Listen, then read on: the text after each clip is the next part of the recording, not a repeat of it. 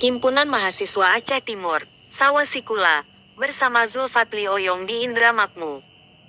Himpunan Mahasiswa Aceh Timur Lokseumawe, Aceh Utara bersama dengan Ikatan Mahasiswa Indramakmu gelar kegiatan Sawasikula tahun 2023 dengan mengusung tema menjadikan pendidikan sebagai wadah kolaboratif untuk kemajuan Aceh Timur.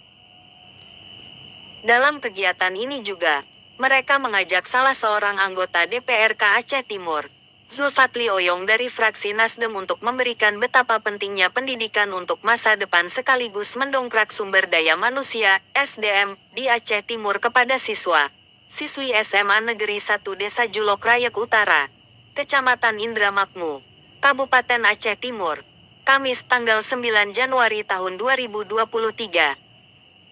Saya apresiasi sekali terhadap Himpunan Mahasiswa Aceh Timur.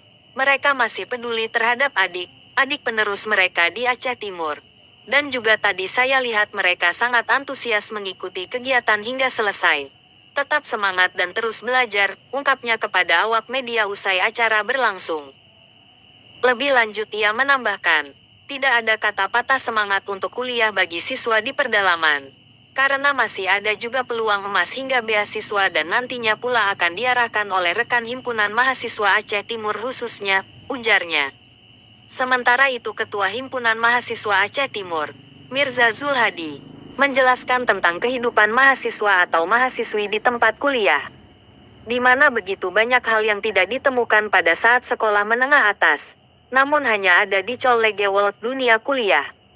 Maka dari itu dia mengajak para siswa-siswi khususnya di Desa Alueye Mirah untuk membulatkan tekadnya agar bisa kuliah demi menunjang keilmuan, ujarnya.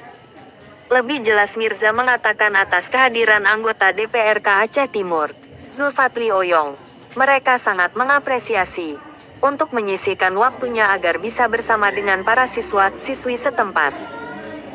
Adapun mahasiswa yang tergabung dalam Himpunan Mahasiswa Aceh Timur, di antaranya Fakultas Teknik, Pertanian, Keguguran dan Pendidikan, Ilmu Komputer, Ekonomi dan Hukum. Salah seorang perwakilan siswa mengucapkan rasa terima kasih kepada Himpunan Mahasiswa Aceh Timur dan Zulfatli Oyong.